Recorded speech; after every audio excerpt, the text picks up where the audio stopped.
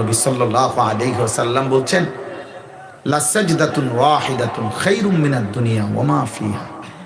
একটি সেজদা দুনিয়া এবং দুনিয়ার মধ্যে যত কিছু আছে সব কিছুর চাইতে শ্রেষ্ঠ। এক সেজদা, একটা সেজদা। নবী সাল্লাল্লাহু আলাইহি ওয়াসাল্লাম বলেন, আকরাবু মা ইয়াকুনুল আবদু মির রাব্বিহি ওয়া হুয়া সাজিদ। কোন বান্দা আল্লাহ তাআলার সবচেয়ে ঘনিষ্ঠ হয়, সবচেয়ে ঘনিষ্ঠ হয়ে যায় যখন সেই বান্দা সেজদা করে। আল্লাহ পাকের নবী ওয়াদা দিয়েছেন, বান্দা যখনই সেজদা করে আকরাব, সে আল্লাহর একদম ঘনিষ্ঠ হয়েছে, ঘনিষ্ঠ হয়েছে।